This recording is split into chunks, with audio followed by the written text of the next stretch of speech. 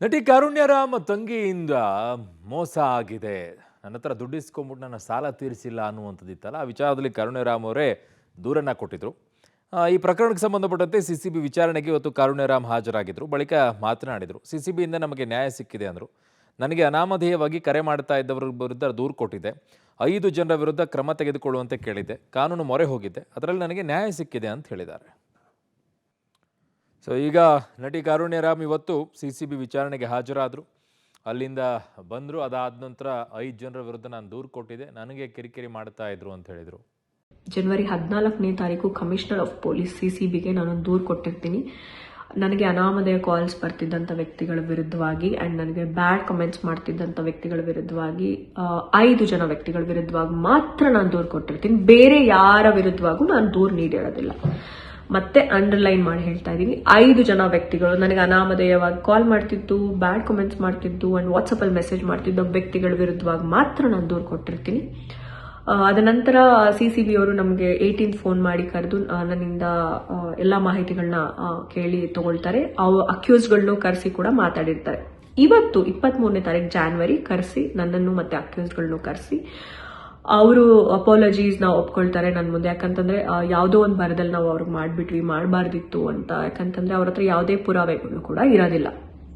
ಅವರು ಬರೀ ನನ್ನ ಹೆಸರನ್ನು ಬಳಸೋದಾಗಿರ್ಬೋದು, ಕಮೆಂಟ್ ಮಾಡೋದು ಅಷ್ಟೇ ಮಾಡ್ತಿರ್ತಾರೆ. ಹಾಗಾಗಿ ಅವರು ಕಾನೂನಿನ ವಿರುದ್ಧವಾಗೇ ನಡ್ಕೊಂಡಿರ್ತಾರೆ ಅನ್ನೋದು ಅಲ್ಲಿ ಸತ್ಯಾನ್ವೇಷಣೆಗಳಲ್ಲಿ ಕಂಡು ಬಂದಾಗ ಅವರು ಅಪಾಲಜಿ ಮುಚ್ಚಳಿಕೆಯನ್ನು ಬರೆದು ಕೊಟ್ಟಿರ್ತಾರೆ.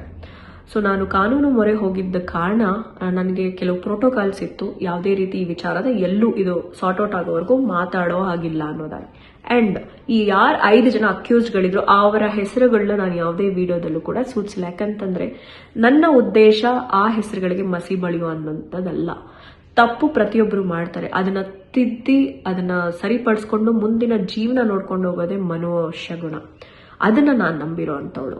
ಅಂಡ್ ನನ್ನ ಜೀವನದಲ್ಲಿ ಎಷ್ಟೋ ಊಹಾಪೋಹಗಳು, ಎಷ್ಟೋ ಅವ್ರಿಗಂತೆ ಇವ್ರಿಗೆ ಹಿಂಗಾಯ್ತಂತೆ, ಇವ್ರು ಹಿಂಗ್ ಮಾಡಿದ್ರಂತೆ, ಅದು ಯಾವುದಕ್ಕೂ ನಾನು ಕಿವಿ ಕೊಡದೆ. ಯಾಕಂತಂದ್ರೆ ನನಗೆ ಗೊತ್ತು ನಾನು ಯಾವುದೇ ರೀತಿ ತಪ್ಪು ಮಾಡಿಲ್ಲ. ಅಂಡ್ ಯಾರಿಗೂ ಕೂಡ ನಾನು ಇದಕ್ಕೆ ಉತ್ತರ ಕೊಡೋ ಅಂತ ಉದ್ದೇಶ ನನಗಿರ್ಲಿಲ್ಲ.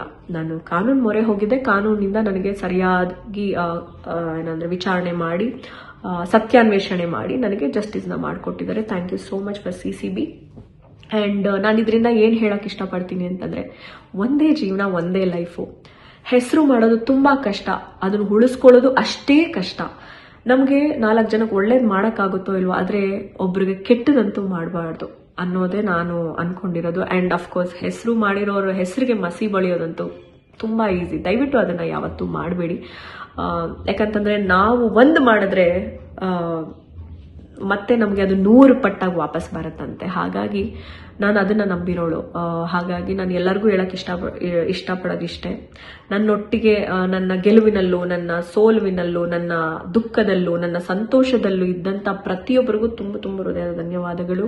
ಅಂಡ್ ನನಗೆ ಪಾಸಿಟಿವ್ ಆಗಿ ಹೇಳ್ದವ್ರಿಗೂ ಕೂಡ, ನನ್ನ ಬಗ್ಗೆ ನೆಗೆಟಿವ್ ಆಗಿ ಹೇಳ್ದವ್ರಿಗೂ ಕೂಡ thank you so much. Because ನಾನು ಇವತ್ತು ಇಲ್ಲಿದ್ದೀನಿ, ಬೆಳೆದಿದ್ದೀನಿ. ಇವತ್ತು ಕಾರುಣ್ಯರಾಮ್ ಅಂತ ಎಲ್ಲಾ ಕಡೆ ಬರ್ತಾ ಇದೆ.